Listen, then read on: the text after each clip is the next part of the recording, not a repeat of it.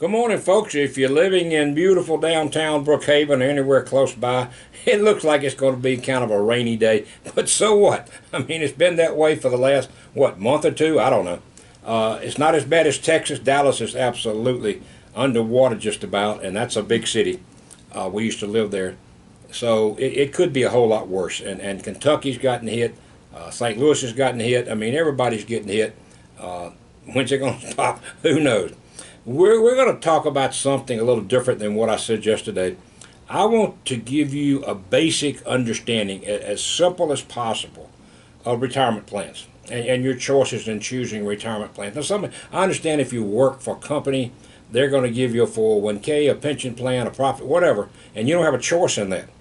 But if you want to save money on your own, then you got some choices over and above what your company does, and most of us need to do that.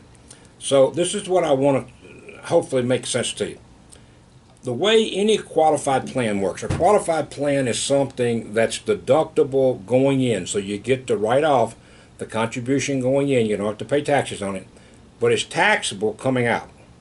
All right, so let's assume you get this penny here, and you put this penny into your qualified plan, whatever it is, an IRA, a 401k, whatever it is that you happen to have, and over time you hope that that penny grows to $1, right? That's what you hope.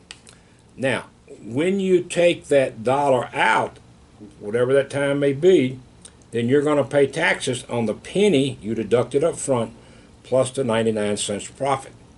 Now here's the irony of that. Here's the absolute craziness of people that do that, and most everybody does it, but that doesn't mean it's right. It's wrong. It's WRONG. Because here's the reason. You're putting that penny in today and deducting it in a known tax bracket. Right now the tax brackets, even though Uncle Joe has started going up on them, are still some of the lowest in history. So you're deducting that penny at some of the lowest tax brackets in history. But then when you turn around and take that penny out and it's grown to $1 and you pay taxes on that penny plus the 99 cents profit, what's the tax bracket going to be? I would dare to say they're going to be substantially higher. You deduct it at 20%, you pay taxes at 40%. Does that make sense? Not in this lifetime it doesn't make sense. So why do people do it? They don't understand. They simply don't understand. Folks, today you're going to be in the smartest 1%, I promise you. If you listen to this, if you buy into it, if you got any questions, call me. It's really not any more complicated than what I'm going to describe to you here in just a minute. Now, most people that save money on their own, they want to do it tax deferred, which again is wrong. And they're doing it through an IRA. Well, with IRAs, you've got two choices. Two. The first one is a regular IRA, where you deduct the penny, pay taxes on the dollar. The second one is called a Roth, R-O-T-H, named after Senator Roth, who came up with the idea. It's called a Roth IRA. It works just the opposite. You don't deduct the penny going in, non-deductible, but you don't pay taxes on the dollar coming out. Which is the best? That is not a difficult question. When you actually put it in those simple terms, you can figure out for yourself which one's the best. You're betting on something you don't know anything about. You don't know, and I don't know. I don't have a clue what tax rates are going to be in the future. I know at one point they were 90% back in the 30s. 90%. I know back in the Carter administration they were 70. Can they get that high again? You bet you. You bet you, because we've got unparalleled debt and we just keep throwing billions here and a billion there. It's like we're throwing pennies. It's not pennies. It's serious money. And we don't have any. We're flat broke. Flat broke. What are we doing? We're printing the money. What does that do? Lead to inflation. Pretty soon, hyperinflation. Some people say, we might be getting in a recession. In my opinion, we're already in a recession. A recession is officially defined as 2 consecutive quarters where gross national product goes down. We've had that. But people are still saying, oh, well, we're going to wait and see if we get in a recession. Okay, whatever. Now, I want to compare to you. I hope you understand. I hope you agree with me. If you don't, I've done something wrong. I hope you understand that a Roth IRA is by far a better investment than a regular IRA. But there are some catches, I guess you might say, to a Roth IRA. And some of the catches are, if you make too much money, you can't put money into a Roth. You could only take it out after 5 years. If you do, you're going to pay taxes on it. So there's some catches on a Roth IRA. So I want to compare a Roth IRA to something I call the Super Roth IRA. So Kim, from this point on, we're going to go to the little thing we set up. So get that on, they can see it real good. That's all I care about. I'm saying, all right. So here's the comparison. Are there limits on a contribution in a Roth? Yes, there are limits as to how much you could put in. Under the Super Roth, are there limits as to how much you could put in? No. It's only limited by the size of your checkbook. Are there limits on income? In other words, what that means is if you make too much money, you're not allowed to put money into a Roth. The answer to that is yes. Do you have any limits on the Super Roth? No, you do not. Can you take out the money after tax in the Roth? Question mark, because if you do it the first 5 years, it's going to be taxable. But for the most part, you can take money out of a Roth tax-free, except the first 5 years.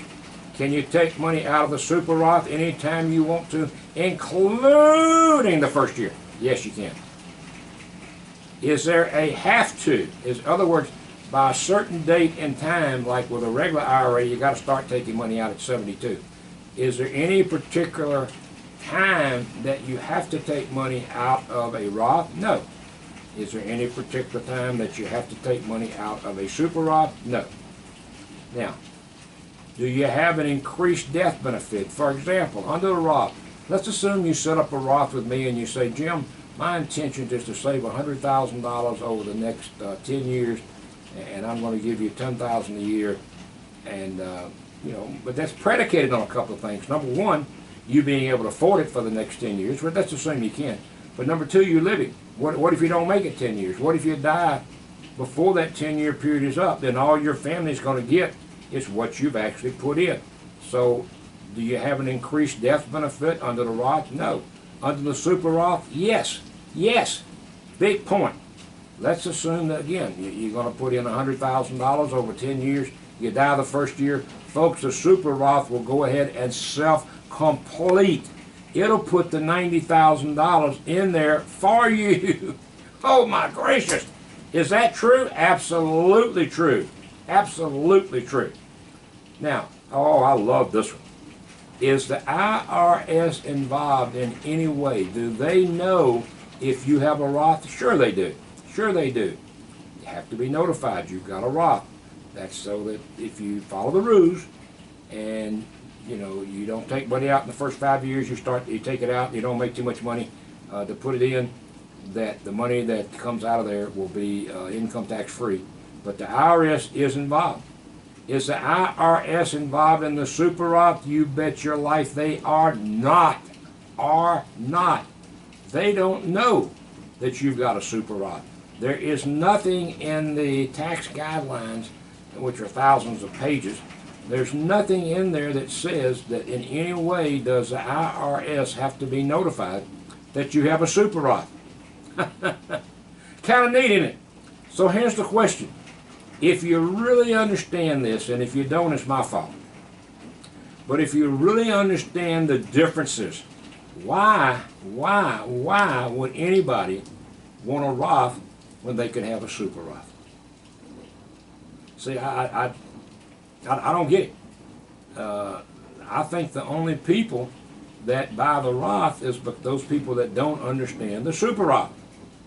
We can explain that to you. I've been one of the leading producers of Super Roth probably 20, 25 years. Been in the business 54 years. So we can explain, we can help you with that. So here's the deal, folks. If you're saving money in a regular IRA, you could very likely be in for a rude awakening, because sooner or later you got to pay the taxes, and that's not going to be good. More than likely, because I don't see anything but taxes going up. Now, maybe you think they're going down. Fine. I got some swampland I want to say, if you really believe that. Just not going to happen, folks. We're getting a debt that is unsustainable. We can even pay the interest on that debt pretty soon, and we keep throwing billions and billion here and billion there. Unbelievable. Unbelievable. I used to say crooked politicians. You don't have to add that word anymore. It's just assume they're crooked when you say politician. And they are. They all are. There's no exception, including ours. You say that's kind of harsh. Yeah, kind of harsh. I can prove it. Absolutely prove it to you. Okay. So if that's something that's of interest to you, free to give us a call. We would be happy to answer it for you. We'll be happy to send you any information that you may want. 601-990. Kim, what's our new number? 2390. 2390. We just got a new phone number and I don't know it. 601-990-2390. Or you can call me on my cell, 601-757-6488. Hey, hope you have a good day. Stay dry. Thanks for watching.